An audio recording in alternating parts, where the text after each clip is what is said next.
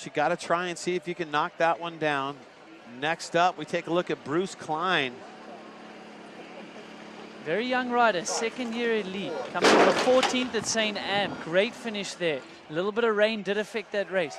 He's also got a first in the Pro GRT, stop number 3.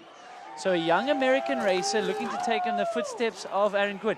That was very good. I liked how he set up. He's carrying very good momentum. Hopping over the bump there. Yeah, aggressive riding from him. Keeping low. Can he get off the brakes here? That looked way better than the previous rider, getting some more momentum into the speed tuck into the jumps.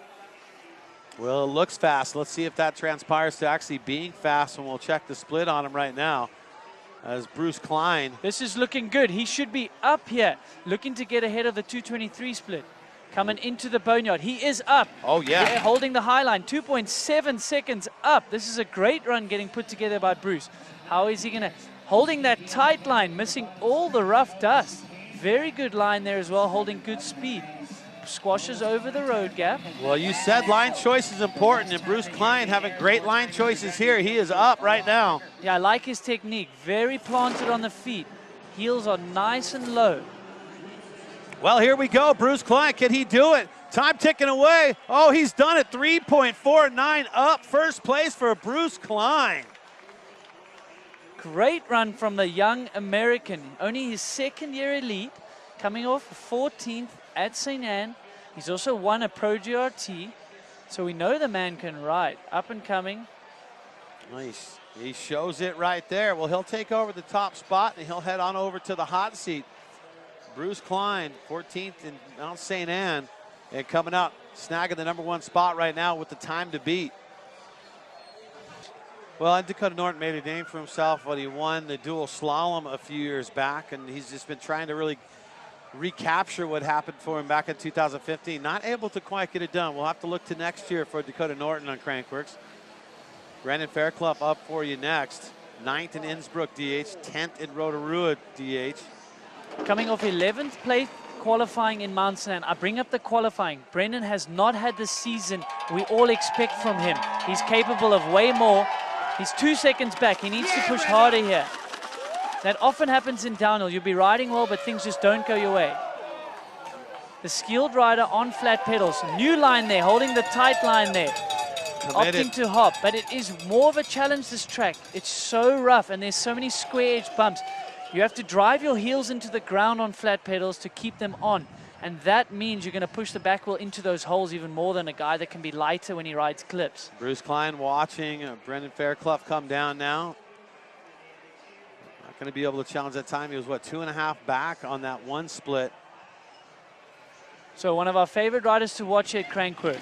He's won dual speed and style. He's podiumed in other events. Today might not be his day though.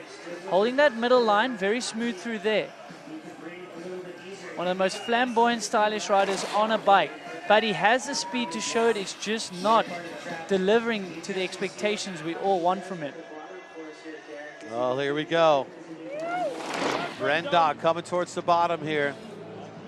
2:50.83, the time to beat. Not going to be able to do that. Where does he end up?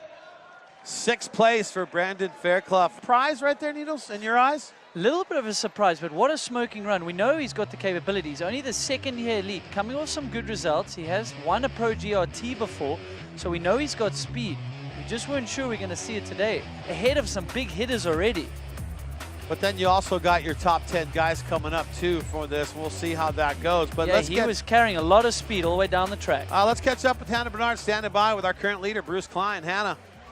Hey, thank you very much, guys. Yeah, the guy that's been surprising us all day, 2 seconds ahead of the closest competitor. Bruce, we were talking just a few minutes ago. You kind of chose a different line in that route section. Do you think that was the difference for you? Yeah, that was pretty crazy. I was planning on staying on the high line, but just hit the corner with a little bit too much speed and started sliding off a stump, so decided to hook off the top and land on the bottom of the trail. So a little sketchy, but it worked out, so I'm happy. Yes, it did. And the last time we saw you at Crankworx was in 2014 in the 17-18 division. Where have you been? What have we seen at Crankworx? Yeah, this year just been kind of trying to do really well in the National Series and then on the World Cups as well. So I was here last year and just kind of rode and had fun with all the boys. So it's good to come back and race for sure. Well, Well, how comfortable do you feel in the hot seat right now with the top 10 guys coming down? Hopefully it holds for a little bit more riders, but we'll see how fast it is, and maybe we could finish with the top 5 or so, so I'm happy.